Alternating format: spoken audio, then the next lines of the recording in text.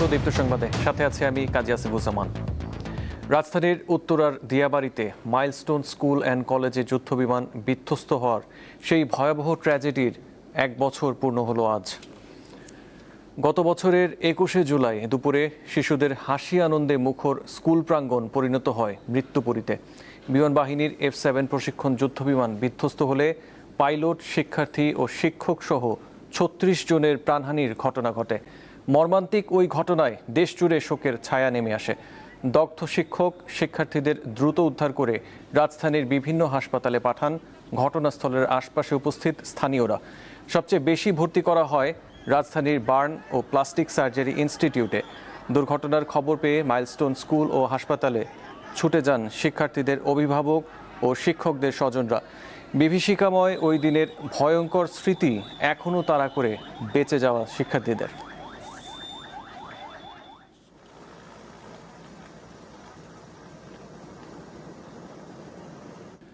বৃষ্টি ও উজানের পানিতে কুড়িগ্রামের ধরলা, তিস্তা, ব্রহ্মপুত্র ও দুধকুমার নদের পানি সমতলে বৃদ্ধি পাচ্ছে। নতুন করে প্লাবিত হয়েছে নদী তীরবর্তী চর ও নিম্নাঞ্চল। তলিয়ে গেছে গ্রামীণ সড়ক, বীজতলা, পাট ও মৌসুমি ফসলের ক্ষেত। সকাল 6টায় কুড়িগ্রাম পয়েন্টে ধরলা নদীর পানি বৃদ্ধি পেয়ে বিপদসীমার 54 সেন্টিমিটার, শিমুলবাড়ি পয়েন্টে 56 সেন্টিমিটার, কাউনিয়া পয়েন্টে তিস্তা নদীর পানি 36 সেন্টিমিটার এবং পাটেশ্বর পয়েন্টে দুধকুমারের পানি 14 সেন্টিমিটার নিচ দিয়ে প্রবাহিত হচ্ছে। এদিকে গত 24 ঘন্টায় গাইবান্ধার তিস্তা নদীর পানি 5 সেন্টিমিটার বৃদ্ধি পেয়েছে, যা বিপদসীমার 36 সেন্টিমিটার নিচে দিয়ে প্রবাহিত হচ্ছে। এছাড়া করতোয়া ও ঘাঘট নদীর পানি বাড়ছে। এই পানি বৃদ্ধির ফলে নিম্নাঞ্চল নতুন করে প্লাবিত হওয়ার পাশাপাশি দেখা দিয়েছে তীব্র নদী ভাঙ্গন।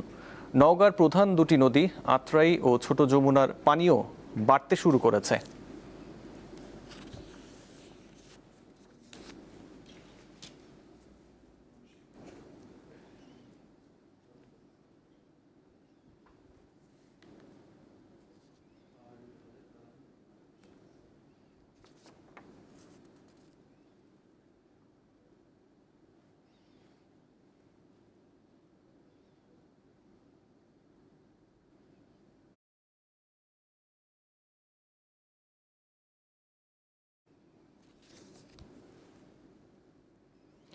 গাইবান্ধার পরিস্থিতি জানাতে আমাদের সঙ্গে টেলিফোনে যুক্ত হচ্ছেন আতোয়ার রহমান রানা। রানা, গাইবান্ধায় নদ নদীর পানি কতটুকু বেড়েছে আর সেখানে অবস্থা আমাদের জানান।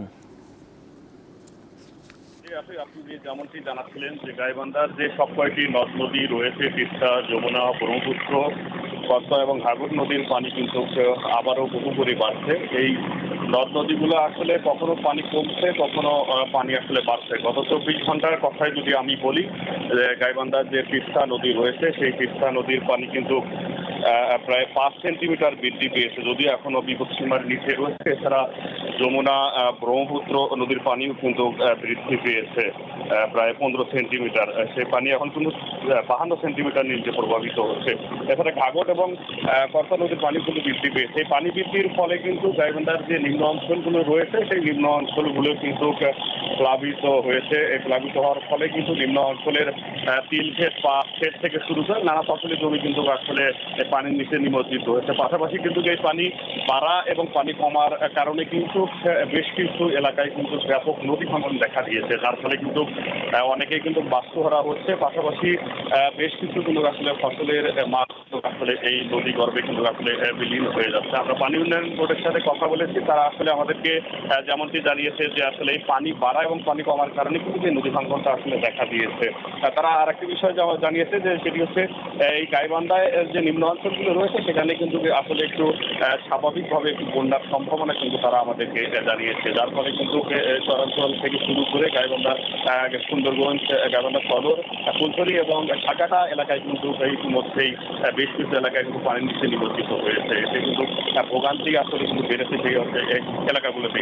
পাশাপাশি আমরা জেলা প্রশাসনের সাথে কথা বলেছি, তারা আসলে যেমনটি জানিয়েছেন যে আসলে চরাঞ্চল থেকে শুরু করে নিম্ন অঞ্চলে যারা আসলে পানিবন্দী হয়েছে, পাশাপাশি যারা নদী ভাঙনের কবলে পড়েছে তাদেরকে কিন্তু আর্থিকভাবে ত্রাণ সহযোগিতাও তারা কিন্তু আসলে আশ্বাস দিয়েছে। তো এই ছিল আমার কাছে গাইবান্ধার পানি বৃদ্ধির সর্বশেষ তথ্য।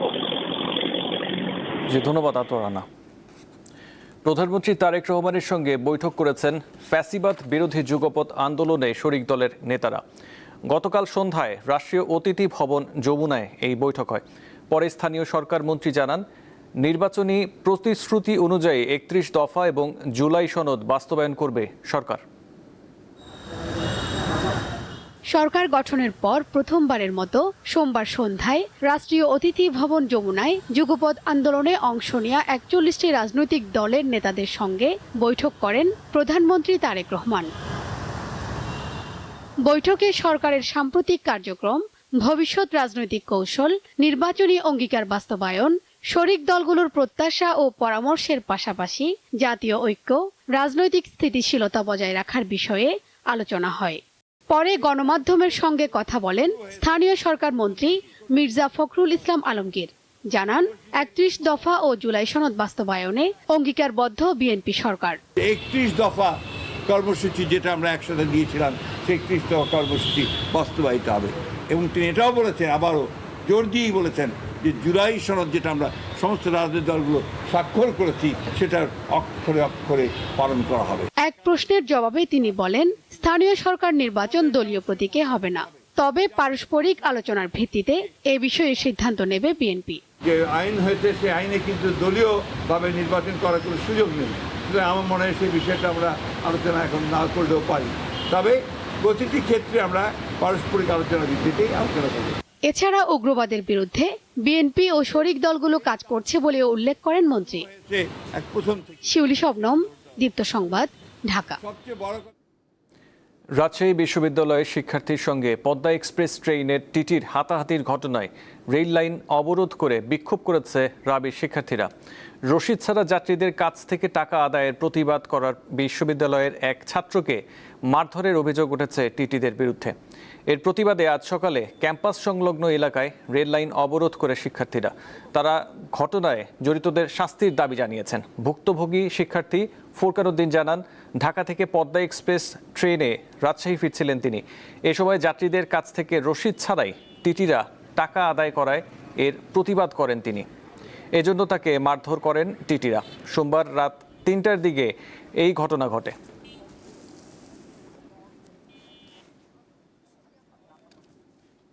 এ বিষয়ে আরো জানাতে রাজশাহী থেকে যুক্ত হয়েছেন সহকর্মী ইউসুফ আদনান। কথা বলবো তার সাথে। আদনান, এই মুহূর্তে পরিস্থিতি কেমন দেখছেন? শিক্ষার্থীরা কি বলছেন? আসিফ, আমরা এই মুহূর্তে রয়েছি রাজশাহী বিশ্ববিদ্যালয়ের যে চারুকলা অনুষদ রয়েছে তার পাশে যে রেল লাইন, এই রেল লাইনে আমরা অবস্থান করছি। গতকাল রাতে, দিবাগত রাতে এক রাজশাহী বিশ্ববিদ্যালয়ের আইন বিভাগের এক শিক্ষার্থী ফুরকান উদ্দিন, তিনি ঢাকা থেকে রাজশাহী আসছিলেন। এই সময় তিনি তার চোখের সামনে দেখেন যে কয়েকজন টিটি অবৈধভাবে টাকা নিচ্ছেন এবং রসিদ দিচ্ছেন না। এর প্রতিবাদ করায় এই আইন বিভাগের ফুরকান উদ্দিনের সাথে এই টিটিরা মারধর করে এবং এর প্রতিবাদেই রাজশাহী বিশ্ববিদ্যালয়ের সব শিক্ষার্থী রয়েছে, তারা এসে রেল লাইন অবরোধ করে বিক্ষোভ 8টা থেকে তার রেল লাইন অবস্থান করে এই বিক্ষোভ করছেন এবং আমরা দেখছি এবং আমরা দেখেছি যে এই বিষয়টার জন্য রাজশাহী বিশ্ববিদ্যালয়ের প্রক্টর এসেছেন এবং কিছুদিন আগে আমরা দেখেছি যে বিশ্ববিদ্যালয়ের ভিসি স্যার এসেছেন, তারাও কথা বলছেন এবং রেল কর্তৃপক্ষ এই বিষয়টার সমাধানের আসলে চেষ্টা করছেন। ইতিমধ্যে রাজশাহী রেল স্টেশনে 2টি ট্রেন আটকা পড়ে রয়েছে এবং আমরা দেখছি যে বিরোধ করে তাদের যে দাবি তারা আদায় করবেন বলে জানিয়েছেন এবং তারা বলছে যে টিটি এই অবৈধ লেনদেনের সাথে জড়িত রয়েছে, তার দৃষ্টান্তমূলক শাস্তি। এবং রাজশাহী বিশ্ববিদ্যালয়ের শিক্ষার্থীরা বলছেন রাজশাহী বিশ্ববিদ্যালয়ের যে রেল স্টেশন রয়েছে সেখানে আন্তঃনগর ইন্টারসিটি ট্রেনগুলো যাতে স্টপিং দেওয়া হয় সেই দাবিও আসলে তুলছেন এবং শিক্ষার্থী বলছেন তাদের দাবি আদায় না হওয়া পর্যন্ত, অভিযুক্ত টিটির বিরুদ্ধে ব্যবস্থা গ্রহণ না করা পর্যন্ত তারা তাদের যে আন্দোলন তা চালিয়ে যাবেন এবং রেল অবরোধ থাকবে। আসলে এই ছিল আমার কাছে রাজশাহী থেকে সর্বশেষ খবর। জি ইউসুফ আদনান, আপনাকে ধন্যবাদ। পর্যটন কেন্দ্র কুয়াকাটায় নিরাপদ পানি, ড্রেনেজ ও বর্জ্য ব্যবস্থাপনার উন্নয়নে ৪৮ কোটি টাকা ব্যয়ে নির্মিত হচ্ছে ওয়াটার ট্রিটমেন্ট প্ল্যান্ট। চলতি বছরের জানুয়ারিতে শুরু হয়েছে নতুন এই প্রকল্পের কাজ। এটি বাস্তবায়ন হলে কুয়াকাটায় সুপেয় পানির সংকট কমবে, পাশাপাশি উন্নত হবে পর্যটন নগরীর পরিবেশ। পটুয়াখালীর কুয়াকাটায় আগত পর্যটক ও স্থানীয় বাসিন্দারা বছরের পর বছর ব্যবহার করছে আয়রনযুক্ত লালচে পানি। এসব পানি ব্যবহারের ফলে ক্যান্সার সহ নানা জটিল রোগের ঝুঁকি বাড়ছে। সাগর বেষ্টিত এলাকা বিদায় আমরা ডিপ টিউবওয়েল বা স্যালোর মাধ্যমে ভালো কোনো পানি পাচ্ছি না। শ্যালো টিউবওয়েলের যে পানি, এটা আমরা তুলি 15 থেকে 20 ফিট নিচ থেকে। এই পানিটা প্রচুর দুর্গন্ধ, এ কারণে এটা খাওয়ার কোনো ব্যবস্থা নাই। এই পানিতে লিগনিন, ট্যানিন, আর্সেনিক সহ বিভিন্ন ধরনের ভারী ধাতু থাকে, যেগুলো মূলত কার্সিনোজেনিক এবং মানব স্বাস্থ্যের জন্য হুমকি স্বরূপ, এবং এগুলো পান করলে ক্যান্সার পর্যন্ত হতে পারে। তাই কুয়াকাটা পৌর শহরে নির্মাণ করা হচ্ছে নিরাপদ পানি প্রকল্প। ইতিমধ্যে এ প্রকল্পের 20টি গভীর নলকূপ ও 1 কিলোমিটার ড্রেনেজ এলাকার কাজ শেষ হয়েছে। ওয়াটার ট্রিটমেন্ট প্ল্যান্ট হবে, যেখানে আমাদের 4টা উৎপাদক নলকূপ থাকবে এবং আমাদের একটা সমন্বিত বজ্র ব্যবস্থাপনা কেন্দ্র হবে, এবং আমাদের পাইপ নেটওয়ার্কের কাজ চলমান, এবং আমাদের ভূমি অধিগ্রহণটা শেষ পর্যায়ে আছে। ভূমি অধিগ্রহণটা শেষ হওয়ার পরপরই আমরা ওয়াটার ট্রিটমেন্ট প্ল্যান্টের কার্যক্রম শুরু করব। 2021 সালে নিরাপদ পানির জন্য আরও একটি প্রকল্প নির্মাণ করেছিল পৌর কর্তৃপক্ষ।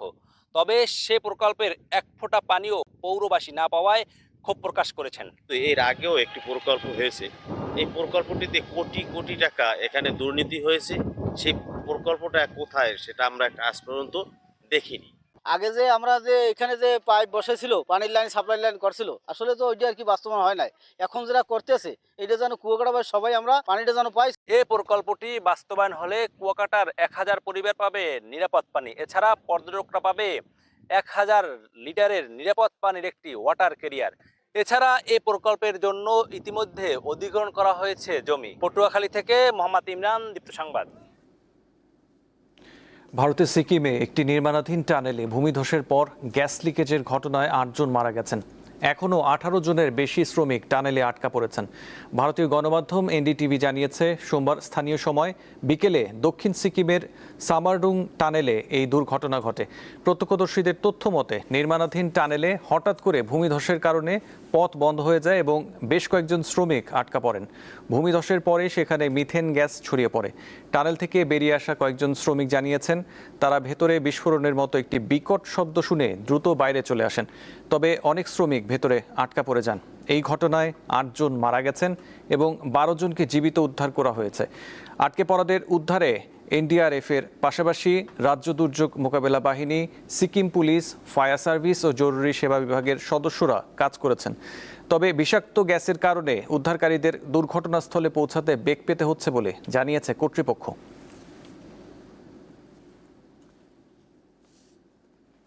টানা 10ম রাতের মতো ইরানের বিভিন্ন অঞ্চলে হামলা চালিয়েছে যুক্তরাষ্ট্র।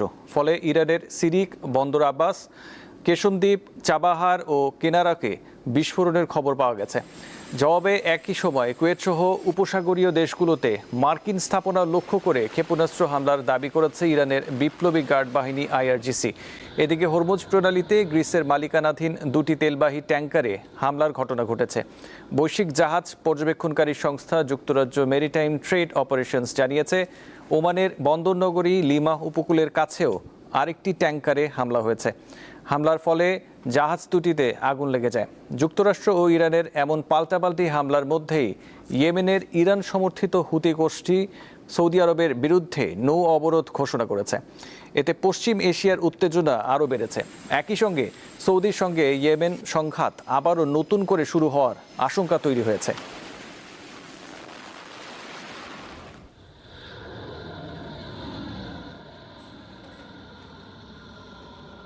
এই ছিল এখনকার মতো। পরবর্তী সংবাদ 12টায় দেখার আমন্ত্রণ রইল। এছাড়াও তথ্য বিনোদনের খবর পেতে চোখ রাখুন দীপ্ত টিভি ডিজিটাল প্ল্যাটফর্মগুলোতে। ধন্যবাদ।